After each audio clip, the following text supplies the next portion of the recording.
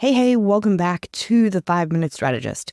One of the questions I hear the most, both from my own conversations with clients and peers, and in the communities that I'm in, is what do I price this at? It's hard to find that sweet spot where you feel fairly compensated and your offer is profitable, but still attractive to your right buyer. If it's too high, they might not even get on the call with you. If it's too low, you can look less valuable to them. Pricing itself is a science, but one of the most effective ways that you can do this is to look at what your competitors are doing so that you understand where you stand in the market. Are you the premium option, or are you trying to compete on affordability? And this is not simply an exercise in looking at what their price is on their website. You need to understand what their price is versus what they're offering so that you can compare apples with apples when you're looking at pricing what you're offering. What we're trying to do is figure out how our potential customer is going to perceive our price versus their price. Where do they think they're going to get the best value for money and the best results? If they think that you offer superior value to them, compared with your competitors, that's when they choose you.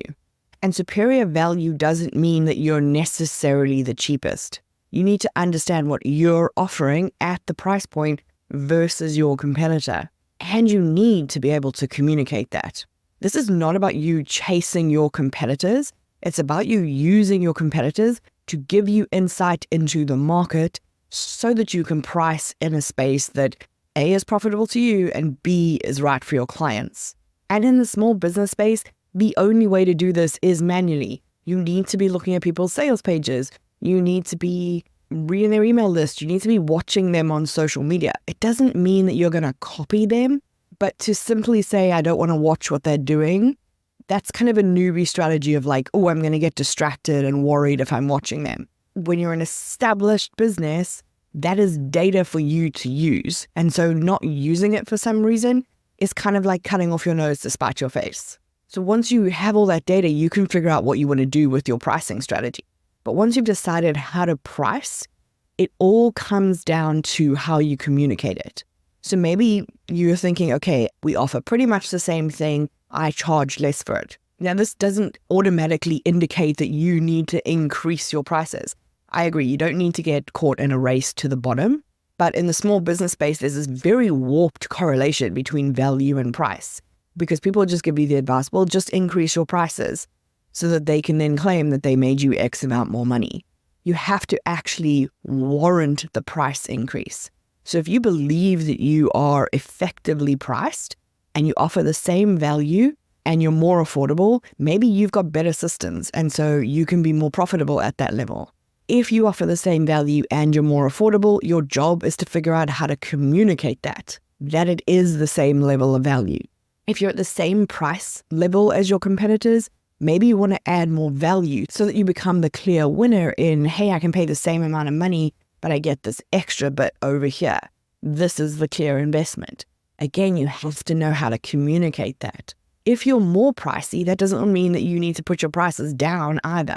If you're simply the best at what you do and therefore warrant paying a premium over other people, again, you have to figure out how to communicate that. Your pricing strategy, like everything else in the small business space, is about experimentation. If you look at your price right now and you're not converting enough people, you've probably priced it too high. If you're overwhelmed and overworked because you have so many people buying, you have more demand than you know what to do with, you need to increase your prices until that settles. But you can only know this if you have the data about what's going on in the market. So go and check out the competition, analyze where you stand in the market, make adjustments if you need to, send that out into the big bad world, see what happens, analyze, tweak, adjust. You're looking for that sweet spot that feels good to you and converts your buyers relatively easily. So how do you use your competitors' pricing to inform your own pricing strategy?